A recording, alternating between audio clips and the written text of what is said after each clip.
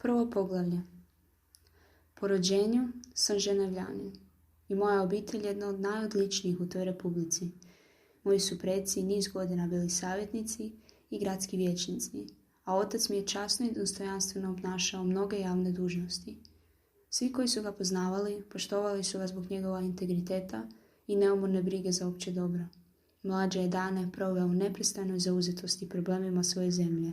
Niz okolnosti spriječio ga je da se rano oženi i tek je na zalasku života postao suprugom i ocem obitelji. Budući da situacija u kojoj se oženio osvjetljuje njegov karakter, ne mogu a da ne prozborim o njoj. Jedan od njegovih najprisnijih prijatelja bio je trgovac koji je iz vrlo imućnog stanja, spletom brojnih okolnosti, upao u bijedu. Taj čovjek, imenom Beaufort, bio je ponosna i nepokolebiva karaktera i nije mogao podnijeti da živi u bijedi i zaboravu u istoj onoj zemlji u kojoj se ranije isticao svojim položajem i ugledom. Stoga se, nakon što je isplatio dugove na najčasniji mogući način, povukao sa svojim kćerkom u grad Luzern, gdje je živio nepoznat i u siromaštvu. Moj otac osjećao prema Beaufortu najiskrenije prijateljstvo i silno ga je rastužilo njegovo povlačenje u te nevoljne prilike. Ogorčeno je osuđivao lažni ponos koji je naveo njegova prijatelja na ponašanje nedostojno privrženosti što ih je vezivala. S mjesta se dao na posao da ga potraži, u nadi da će ga nagovoriti da ponovno započne život u svijetu uz njegov zajam i pomoć. Beaufort je poduzeo vrlo uspješne mjere da se sakrije i mom je ocu trebalo 10 mjeseci da pronađe njegovo pribježište. Sav sretan zbog toga otkrića, požurio je u kuću koja je bila smještena u nekoj sirotinskoj uličici kraj rijeke Rose. No, kad je ušao, dočekala ga je najgora bijeda i siromaštvo. Beaufort je nakon propasti svog imutka uspio uštedjeti tek vrlo mali iznos, dovoljan da ga održava na životu nekoliko mjeseci. A nadao se da će u međuvremenu pronaći neko pristojno zaposlenje u kakvoj trgovačkoj kući. To je međurazdoblje, dakle, bilo provedeno u neradu. Imao je dovoljno vremena za razmišljanje i njegova se tuga samo produbila i postala još bolnija. Napokon mu je tako savladala duh da nakon 3 mjeseca pao u bolesničku postelju, nemoćan da učini bilo kakav napor. Kćerka ga je beskrajno nježno njegovala, ali sva očajna uvidjela je kako se njegove male zalihe naglo smanjuju i kako nemaju nikakvih drugih sredstava za uzdržavanje. Međutim, Caroline Beaufort posjedovala je duh neobično svoja i njezina je hrabrost pritekla u pomoć u nevolji. Pronašla je jednostavan posao, plela je slamu i na različite načine uspijevala zarađivati bijednu plaćicu, jedva dovoljnu za održavanje kolog života. Nekoliko je mjeseci prošlo na taj način, no njezinu je ocu bivalo sve gore. Od tada je sve svoje vrijeme provodila isključivo njegujući ga. Sredstva su joj se smanjila, a nakon 10 mjeseci otac je umro na rukama i ostavio je siročetom i prosjakinjom. Taj ju je posljednji udarac potpuno skršio i klečala je kraj Beaufortova ljesa gorko plačući, kada je moj otac ušao u sobu. Pojavio se kao zaštitnički duh toj jadnoj djevojci, koja se tada potpuno predala njegovoj brizi. Nakon prijateljeva pokopa odvojio je u Ženevu i povjerio je skrbi neke rođakinje. 2 godine poslije tog događaja Caroline mu je postala suprugom. Između životne dobi mojih roditelja bila je znatna razlika, ali činilo se da ih ta okolnost samo još više vezuje s ponama nježne privrženosti. U uspravnom duhu mog oca postojao je neki smisao za pravdu, koji je od njega pozahtijevao da visoko cijeni da bi žarko ljubio. Možda je u radnim godinama trpio zbog kasno otkrivene dostojnosti neke ljubljene, pa je tako bio sklon i prihvatiti iskušenu vrijednost. U njegovoj privrženosti mojoj majci očitovala se iskrena zahvalnost i obožavanje, osjećaj potpuno različiti od staračke zaluđenosti. Budući da su bili nadahnuti poštovanjem njezinih vrlina i željom da budu sredstvom koje će do neke mjere nadoknaditi sve nevolje koje je pretrpjela. Njegov je odnos prema njoj bio stoga neizricivo dobrohotan. Sve što se činilo se u skladu s njezinim željama i za njezinu udobnost. Trudio se da je zaštiti kao što vrtlar zaštićuje preljepu egzotičnu biljku od svakog surovog vjetra i da je okruži svime što bi moglo izazivati ugodu u njezinoj blagoj i dobronamjernoj duši. Njezino zdravlje, pa čak i smirenost njezina do tada postojanog duha, bili su zdrmani svime što je preživjela. U tijeku te 2 godine koje su protekle do njihova vjenčanja, moj otac postupno napustio sve svoje javne dužnosti. Neposredno nakon sklopljena braka, potražili su lijek za njezino izmučeno tijelo u ugodnom podneblju Italije, promjeni okoline i zanimanju koje uvijek prati putovanje kroz tu zemlju čudesa. Iz Italije otputovali su u Njemačku i Francusku. Ja, njihovo najstarije dijete, rođen sam u Napolju. Još kao dojenče pratio sam ih na njihovim lutanjima.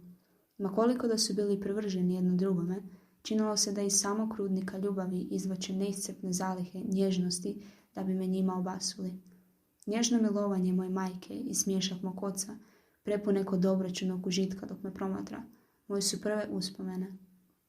Bio sam njihova igračka i njihov idol i još nešto bolje. Njihovo dijete, nedužno i bespomoćno stvorenje koje mi je nebo podarilo, kojega valja podići u dobroti i kojega je budućnost u njihovim rukama, da ga usmjere u sreću ili u jad, već prema tome kako ispunjavaju svoje dužnosti prema njemu.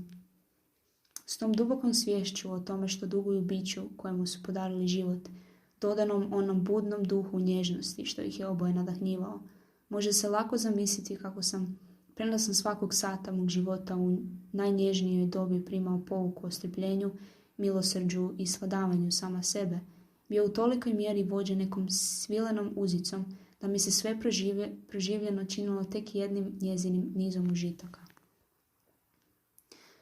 Dugo sam im vremena bio jedina briga. Moja je majka silno željela imati kćer, ali ja sam im i dalje ostao jedinim potomkom. Kada mi je bilo oko 5 godina, na putovanju preko granica Italije, proveli smo tjedan dana na obalama jezera Como. Njihova dobra narav često ih je nukala da ulaze u kućice siromaha. To je za moju majku bilo više od dužnosti. Bilo je potreba, strast. Prisjećajući se svega što je pretrpjela i kako je toga bila izbavljena. Nastupiti sa svoje strane kao anđeo čuvar nesretnicima. Tijekom jedne od njihovih šetnji, bjedan kućerak u dubini neke doline privukao mi je pozornost kao posebno zapušten, dok je hrpa poluodjevene djece, okupljene oko njega, govorila o sirotinji u njezinom najgorem obliku. Jednog dana, kad je otac sam otišao u Milano, majka je u mojoj pratnji posjetila tu nastambu. Pronašla je seljaka i njegovu ženu, izmučene, pogrbljene od briga i teškog rada, kako dijele oskudan obrok na 5 gladne dječice. Među njima nalazilo se jedno koje je moju majku privuklo mnogo više od ostalih. Činilo se da pripada nekom drugačijem soju. 4 drugih bili su tamnoki, otporni mali skitnice. Ovo je djeto bilo mršavo i vrlo svjetlo. Kosa je bila kao najblistavije živo zlato. I unatoč siromaštvu njezine odjeće, činilo se da je kruni glavu nekom otmjenošću. Čelo je bilo visoko i jasno, modre oči bez sjena, a usne i oblik lica izražavali su toliko čutvenost i ljubkost da nitko nije mogao pogledati, a da u njoj ne vidi neku drugačiju vrstu, neko biće poslano s nebesa, s rajskim žigom na crtama lica.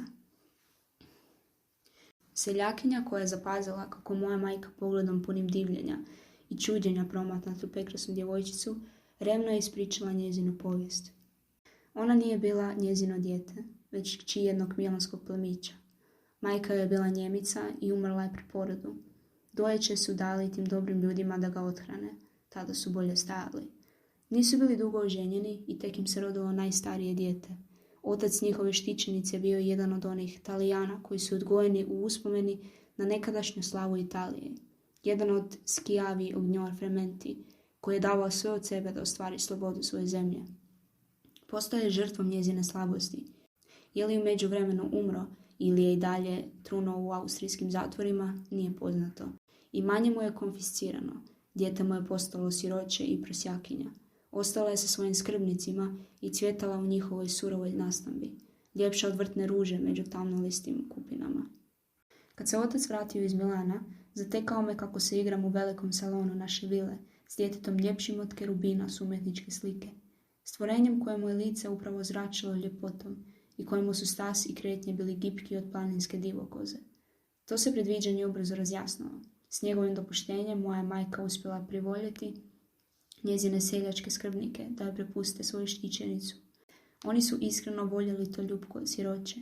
Njezina je nazočnost bila za njih pravi blagoslov, ali bilo bi nepravedno zadržati u siromaštvu i oskudnici kada je providnost ponudila tako moćnu zaštitu. Posavjetovali su se sa seoskim svećenikom i posljedica je bila da je Elizabeth Lavenza postala stanovnikom kuće mojih roditelja. Meni više od sestre, lijepa i obožavana družica u svim mojim zanimanjima i razonodama. Svi su voljeli Elizabeth, ta strastvena privrženost, gotovo puna strahopoštivanja s kojom su je svi promatrali i u kojoj sam sam sudjelovao, postala je moj ponos i užitak. Večer prije nego što će je dovesti u naš dom, majka je rekla nestašno: imam dražesan dar za mog Viktora, sutra će ga dobiti.